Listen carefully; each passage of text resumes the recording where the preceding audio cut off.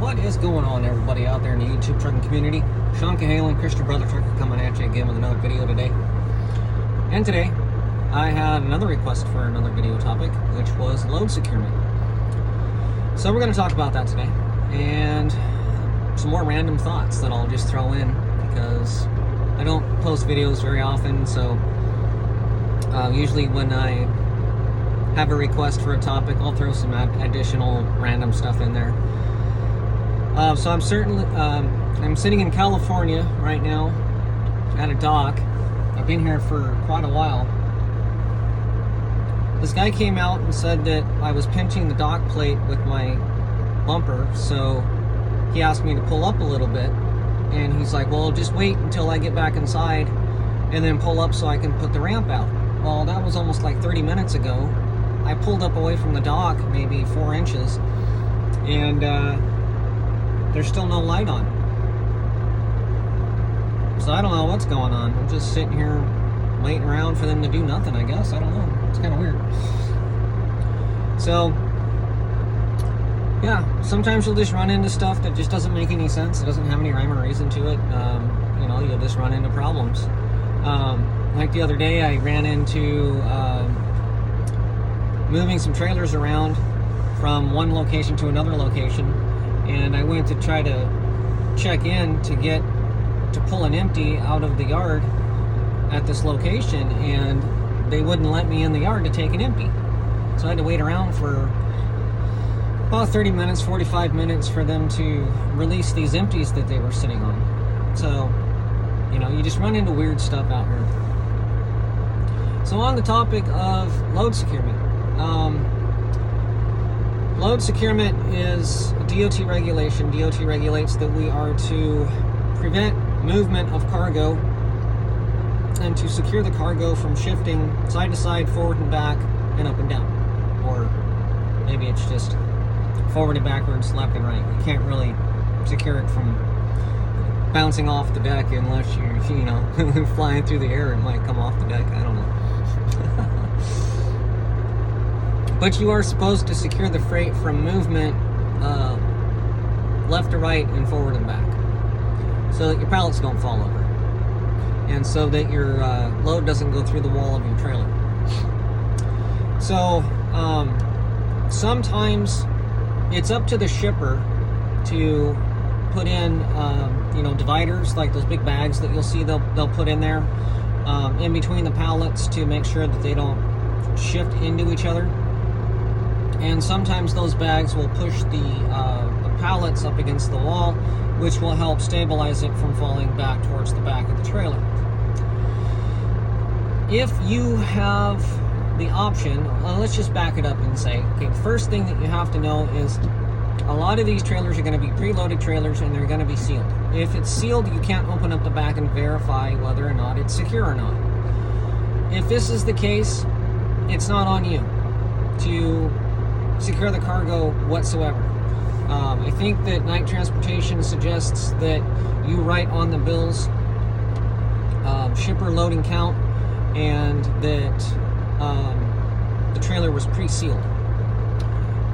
If you have any OS&D, overage, shortage, or damage, it's going to ask you, was the trailer sealed when you picked it up?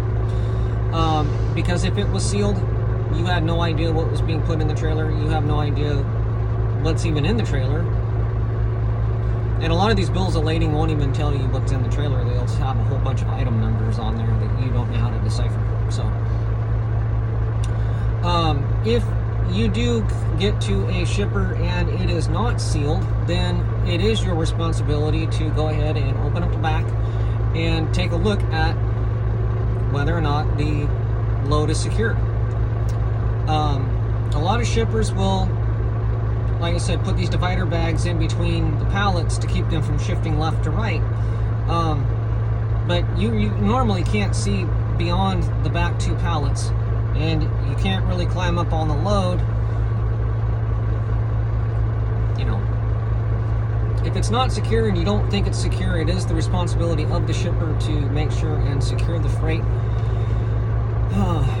You may get into some arguments at shippers. I know that I have. I've gotten into some arguments stating that, you know, something wasn't secured properly and it was up to them to make sure that the cargo was secure in the trailer.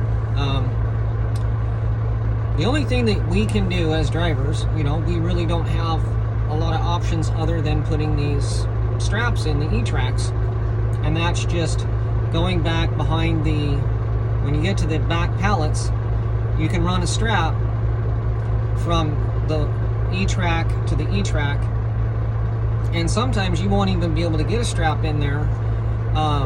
You can put a strap, you know, so on the walls you have your E-tracks about 1 foot apart, and sometimes the freight will keep you from being able to put a strap in front of where the pallet is sitting so that you can secure it and pull it towards the load, towards the middle of the trailer. If you put a strap across in front of the load, you're going to have a gap in between the pallets and the back of the trailer. I guess it would keep the pallets from completely falling down, but if a pallet shifts more than 4 to 6 inches, the possibility of that whole pallet collapsing is pretty high. So again, there's sometimes where you just can't do anything. You just can't really do much about it. But like I said, a lot of these trailers are going to be pre-sealed, and you're not going to know what's back there, and you're not going to know how it's secured. That's why they give us the straps to put on the doors, so that when we open the doors, we're not surprised by a whole bunch of freight falling out and landing on our heads and hurting us. So, and you want to make a note on the bills if it was pre-sealed or not. You know, I've picked up a couple of loads. I've had a couple of major load shifts that created a lot of OS&D. And in those cases, what caused it in both cases was they were pallets, but they were like tubs, cardboard tubs, and then they just throw the product in these tubs, and then they put them in there, and they put them side by side, and then they'll put a single, and they'll go side by side, and they'll put a single, and they'll go side by side. So in the trailer, when you look at how they put it in there, it's 2 2 2 1 2 2 1 2 1, you know, and so they'll put singles in the middle.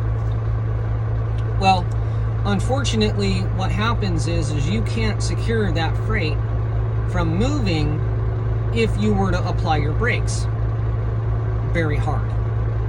And it also makes it just a lot more likely that what's going to happen is those pallets that are sitting side by side in front of a single pallet, what's going to happen when you hit the brakes is it's going to twist. And when it twists, the product is going to go through the weak point, which is the outer corners, and it's going to end up all over the floor.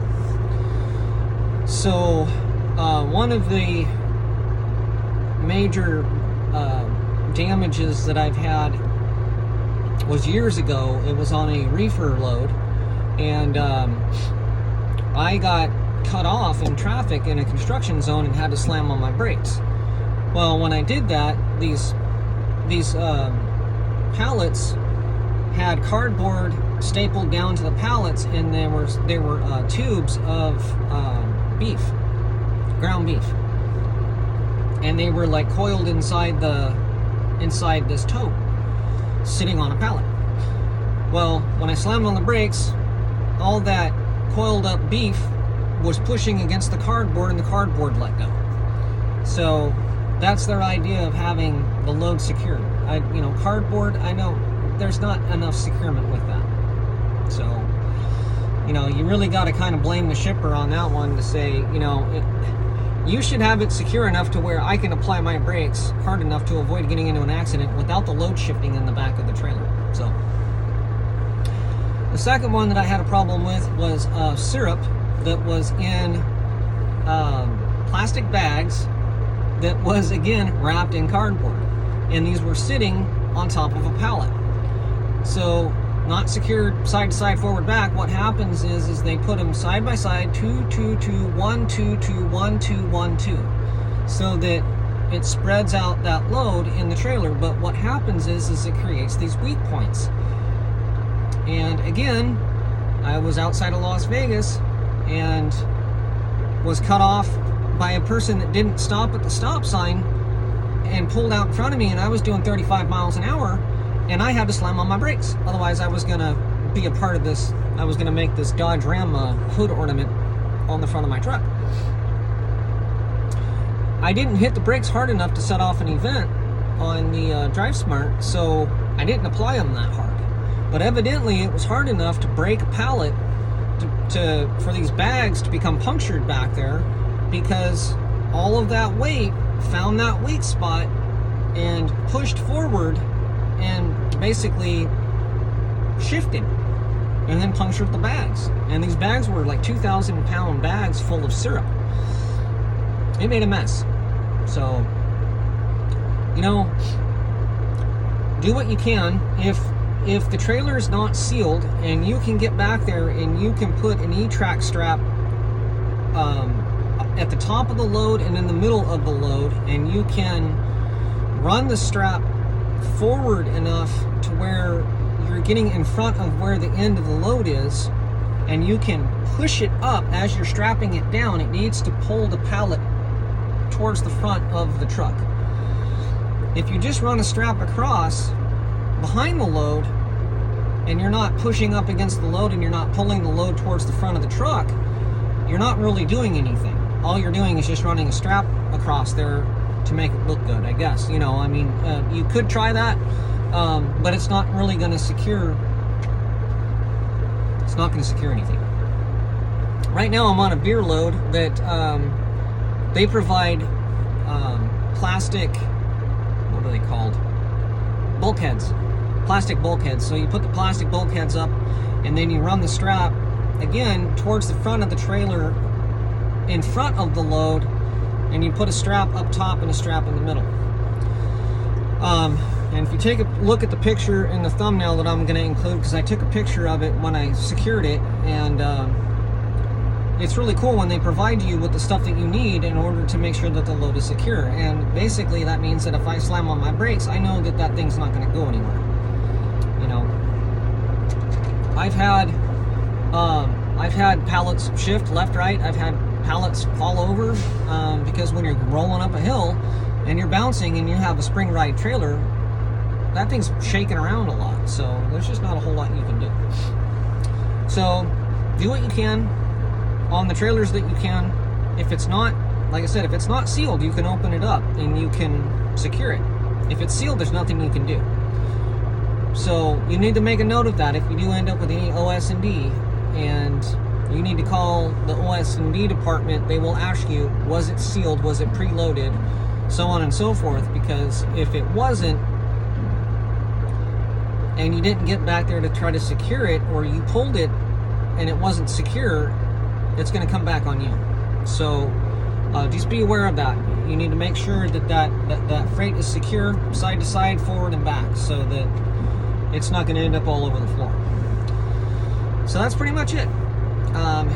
If you like this video, please like and subscribe and share. And if you want to come to work for Night Transportation, give them a call. Let them know that Sean Cahalan said Night Transportation is awesome. My driver code is 24807 if you do decide to call them. And as always, thanks for watching. God bless you all.